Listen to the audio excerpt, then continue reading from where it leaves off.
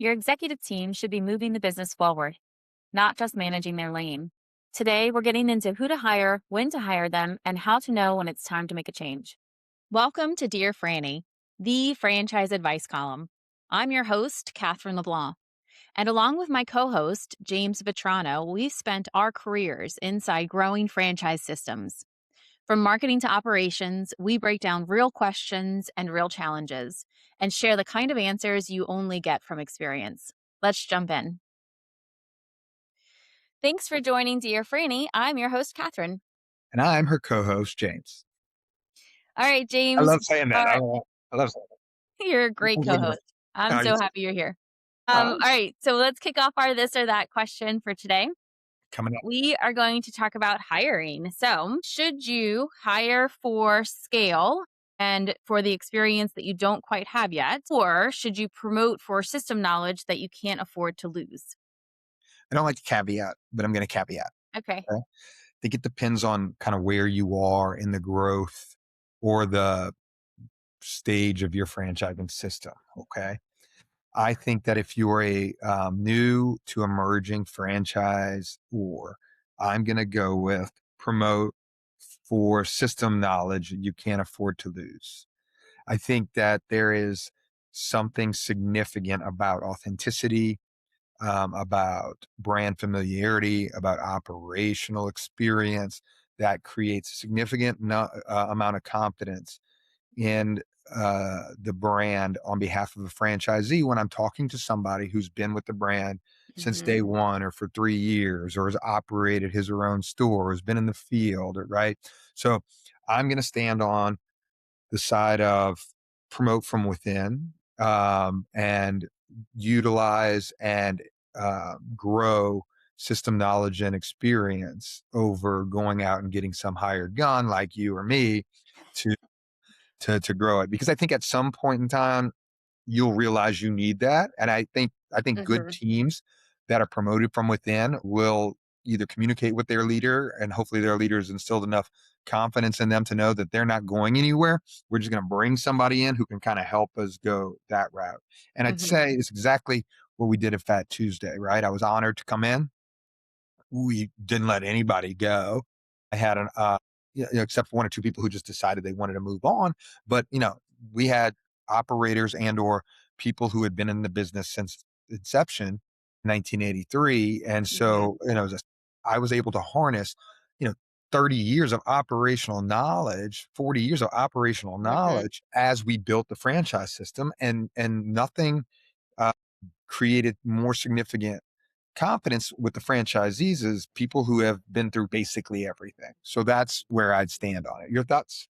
I'm going to take the opposite approach because it is a this or that and talk about why you should hire for the experiences you don't quite have yet. There's a couple of things that can happen when everyone is promoted from within. And I think that what you're going to hear at the end of our discussion is that and I are probably, you know, it's like do both. But I think that when you do hire from outside of the company, you're getting two things. You're getting eyes that you haven't had before. So an experience that if somebody else has been at a different, similar, or even different industry, obviously I'm an industry jumper. And so I think that a lot of what I've been able to bring to the table is that experience from different places to say, let's throw this against our brand wall and see if it sticks, or if we want to make it different and better than what we've done in the past. The other thing that I would say of why you would hire for the scale and experience you don't quite have yet is because you want someone who's been there before, done that before. So if you're at 50 locations, you want to hire somebody that's been at 100 locations because they can kind of see around some corners that you're not going to be able to see had you not lived it before. And so I think for those two reasons, I can create a really good case around why you should hire from the outside. Okay, so now that we've kind of argued both sides, I do think that there's a lot of what James has said that makes sense. The challenge I'll say that I see in brands that promote from within is that you title jump so fast Valid. and you don't leave room for that person to get the mentorship or the leadership that they need in the future because you've already made them CMO. So there's nothing above marketing outside of CMO. And so being careful with the titles you promote them to And it's hard, I get it. Like, I've had employees that come and say, "I want this title, and if you don't give me this title, you don't appreciate what I do for you." And it's like, "Well, but you haven't quite earned that title yet, right?" So, I would say that, yes, promoting from within does a lot of great things, but be careful with the titles you give them. Yeah, I think a couple things you make really good points on. One is groupthink's a problem at times, It right? is, So yeah. like that's, I think fresh perspectives are always beneficial. So I think if you have the same people looking at the same problem for so long, eventually you run out of different perspectives. And I think different perspectives are necessary in every aspect of business, if not the world. Secondly, I do think overtitling is a career killer for the people overtitled and Mhm, a growth killer for the business. So I think, mhm. the leaders that are deciding that need to figure out structures that enable those steps to occur. And I think the people who are working in the organization, need to be accepting of of that, because I do think, to my example, which is a bit of a hybrid, right? Like Mhm. I was brought in and we used, we didn't bring a whole team. We used the internal team. So, and built and developed the internal team. So I do think that it's sort of a staging process of, you know, if, because you can be too early to hire someone, Yes. because, it takes more evolution than revolution at most of these Mhm. stages. Unless you're talking about a turnaround, then you need full revolution. But, you can be too early to the bring somebody on game Yeah. that can mess it all up. And then you can be too late to the bring somebody on game because you've over, titled some stuff. So I think, to your point, it's like, where are you?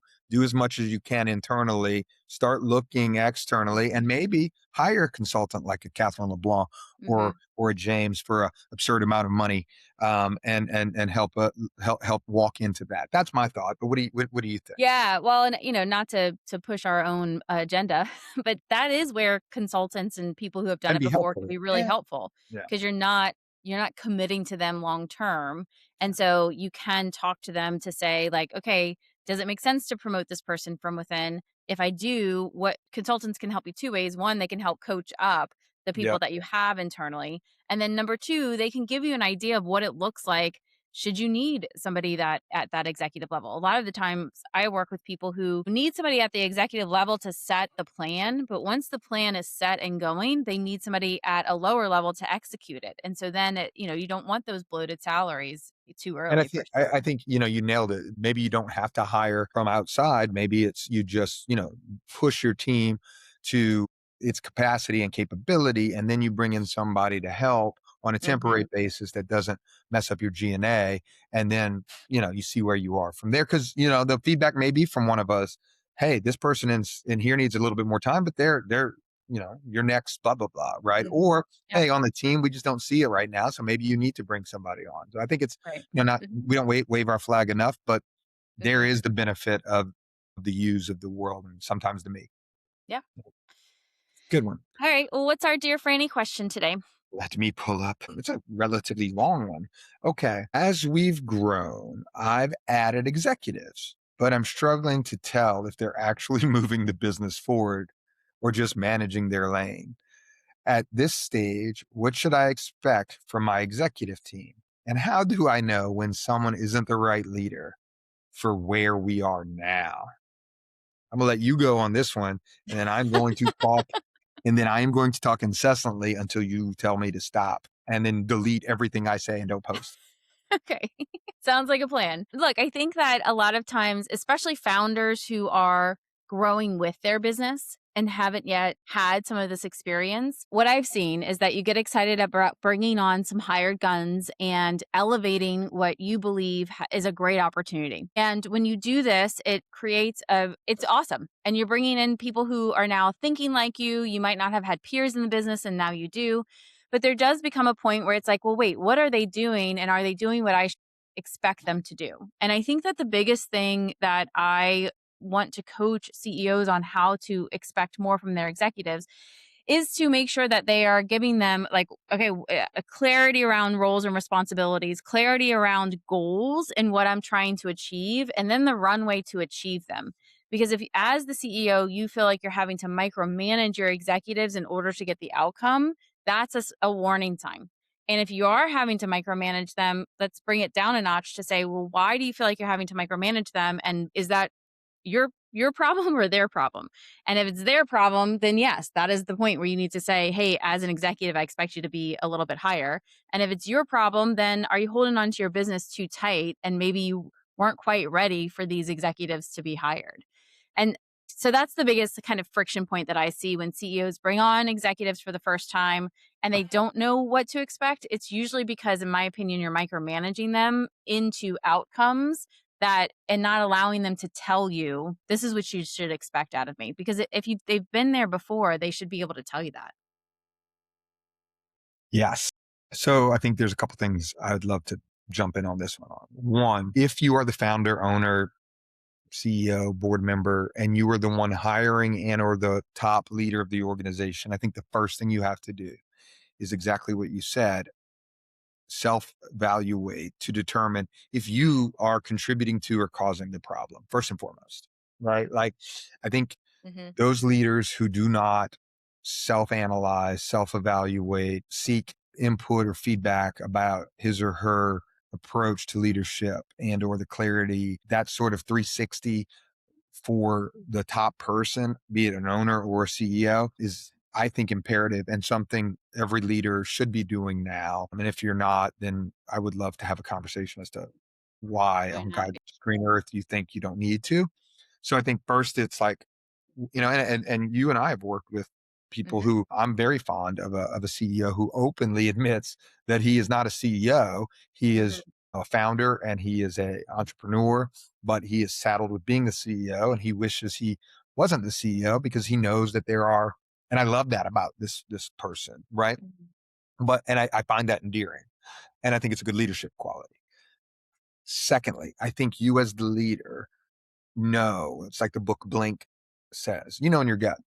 And as soon as you Hmm. know in your gut that it's not working out or they aren't bringing it to the table or they aren't moving the needle, you got to make a decision. You give a little feedback and then give a little bit of a coaching pep talk and then you got to make a decision. If we're talking about executives that are decently to highly compensated, I'm going to quote, I think it's Gino or Ariema from UConn, women's basketball were great, right? Like you don't play at UConn because I have to motivate you or Hmm. teach you how to play basketball. That's not my job, right? And I think that there is a variety of executive coaches out there who have laid this statement out there, right? Like if I'm having to motivate you, then I'm failing and you're wrong for the situation, right? Hmm. So I think there's, that's a key indicator. And then I think the last thing would be, to your point, I, as the leader or the owner, need to be clear on what my expectations are of the plan I'd like for us to achieve. Or my preference is collaborate with you on here's where I think we Hmm. should go. What can you do, or what do you see? So we come to an alignment on that direction, and then my Hmm. job is to touch base with you as frequently as you need me to touch base with you on to determine what problems you're having, what help do you need, Hmm. and where are we, and if there are any changes we need to make. And then the last thing is I'm just making sure you are fully armed and fully prepared to be successful, right? Hmm. And if Yeah. that's not happening, in my experience, it is you got to make a change. The needle's not Hmm. going to get moved. What say you? Yeah, a lot of times, again, we're kind of speaking to a very specific like persona in this is the founder who's hiring their first time executive team. Because Yeah. if you've done this before, Right. you know what to expect out of your executives and you know how they're going to your leadership style, how to attract people that thrive under your leadership style. And so I think to your point around doing some self-awareness and really trying to identify what that leadership style is, then I think the second way you can set up your executive team for success is in that role clarity before you even hire someone. So I agree. what are you expecting them to do day to day? What needles are you expecting them to move? Clear And then deliverables, how yep. have you set that up to them to then find the right person? I think in franchising we talk a lot about finding the right franchisee prospect and target audience.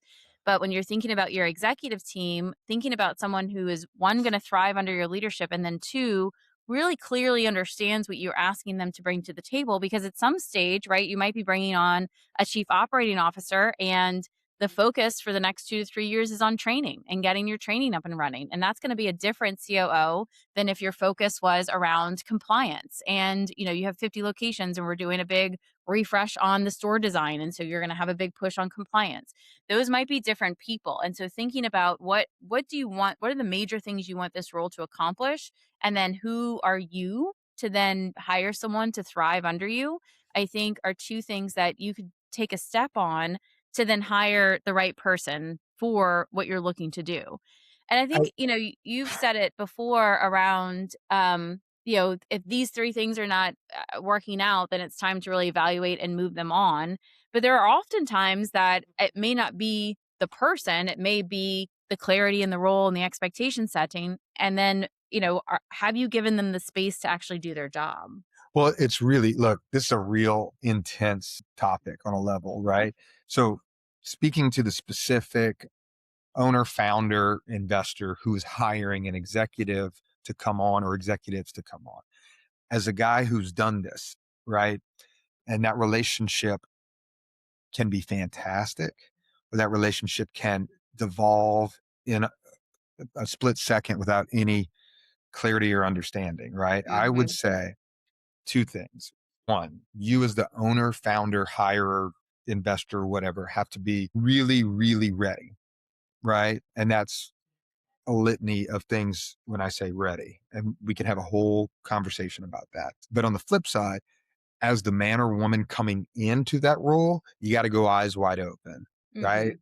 If Yeah. I mean, we've worked for and with founders, right? And Mhm, like, or owners, and um, it's it's a hard situation requiring constant uh, development of that relationship and maintenance of that relationship. And if you don't commit to sort of, like going to therapy with your marriage, it's going to go left. I look to quote the greatest movie, one of the greatest movies of all time. That's not Rocky or The Godfather. Legends of the Fall. When water, seeps into a rock and that water freezes, that water will bust the rock. And if you aren't constantly shaking your rock of those droplets of water, there's a mhm, potential freeze. And that exists on both sides. It's a hard mhm, thing. Being the first hire or the first couple of hires to a founder owner, it's mhm. tough for the founder owner and it's tough for the person coming in. It is, but I think, you also make a great point around how do you if you invest in the relationship, and you're investing in building trust in that relationship, then the continuity of what you can accomplish together can sometimes be greater than throwing in the towel or feeling like that person isn't a good fit. And so it's almost like if you can get reality check on what kind of leader you are and trying to match that, and then you can get clarity on the role. And then once you do hire, you invest in that relationship because the Right. continuity of that relationship can take you further Yep. than if you flip that out every now and then. It's the principle That of makes sense. non-summativity, right? Like it's greater than the whole sum of its parts, right? But in my experience, it necessitates unbelievable amount of effort, communication, realignment, and give and take. And it's hums, even though there's bumps and you pick it up and Mhm, hums and bumps. But as it keeps to ascend, it's a beautiful thing. But mhm, it can be really, really, really problematic if you're not giving 100% on both sides. mhm. Yeah, and I guess that's where, that's why sometimes you see founders hanging on to people that they might have moved, should have moved on years ago, but it's because they've invested in that relationship that they're kind of hanging on to that person. And then you've seen it on the flip side where it's like you turn over so fast that are you really giving anyone is anyone going to be the right fit For sure. And if oh, by you're the way, we're talking about the internal franchisor implications, right? Mhm, With all that, if you're franchising, there's franchisee implications, like night mhm, and day, right? Because that creates upheaval in the system and or confusion. So there is, which is why you may find a founder, owner, or investor holding on a little longer than maybe he or she would like to. And sometimes that works out, and sometimes that doesn't. So it's just, hiring. This is why I think like, hiring is a complicated thing. So maybe you mhm, you date before you and live together before mhm. you get married. Insert Yeah. Well, independent? yeah, and I think, it's an interesting question around what should I expect my executives to be doing? And I think that you when founders are looking for advice around how do I hire, who do I hire first, it's hard because you don't get the same answer. You Different people are going to give you different answers based on the context that you've provided to them. And so there isn't necessarily a roadmap around you're going to hire your VP of ops first, and then you're going to hire your VP of marketing, then you're going to hire this. Because it also depends on your strengths and weaknesses, For right? sure. Because if you are a marketer and can handle the marketing, then yeah, you might want to find an ops partner. And so as you're seeking kind of advice around who to build on your executive team, I think understanding that it depends is going to be the answer. And Well, then figuring out what is your 3-year roadmap, because that's really what should inform who you should hire first and whatnot. I think this is a complicated thing, right? I think it's not an easy situation. This is what I would say. There are two types of executives. There are executives that need a process. They like to build strategy. They like to build processes. They like to manage a team, right? Then there are executives who like to do that too, but are also very hands on in Builders. implementation, right? Mhm. And so I think, the one of the key, are you ready points is, am I hiring somebody that is going to, sit in the office and think of stuff that then manages a team to implement that? Or am I Mhm. looking for somebody who's going to do that and be part of the implementation? That's those are two different types of folks. There are. There are. And that's where, sometimes in the hiring process, you get distracted by resumes Yeah. and brands on resumes. And I think, you made a great point around if they are part of a big brand, then yes, they might have like we are talking about earlier in the this or that, the experience that you don't have yet that you want to bring to the table. But the bigger the brand, the more process, the more structure, the more infrastructure, and the more support that person has. And so will they plug and play into the stage that you are at? And Exactly. so when you're finding people in the same band as you sometimes is a better move than trying to kind of quote unquote upgrade to that next band, because they're not going to fit in where your system is today. Well said. And I think, look, we said it before and we'll say it again. I think it's the one of the benefits and wonderful things of you putting this out there.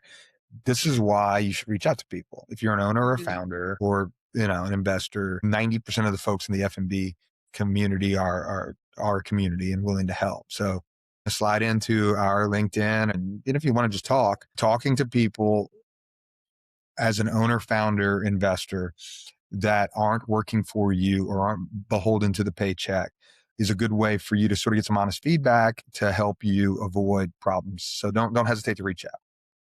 Yeah. All right. So, our top 3 takeaways today, I'm going to go first. Top one is to get your 3-year plan together, because that'll identify who you need to hire and give you a better roadmap of what you need to bring on. Number two, invest in your relationship with your hires, just like we're advising you to invest in your relationship with your franchisees.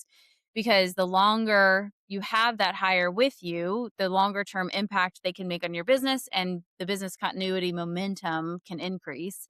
And then number three, I think that the idea around, if it's not working out, moving on fast is imperative. And so understand what are those levers that are going to say this isn't working out, so that you can move on and cause as little damage as possible to the continuity of the system.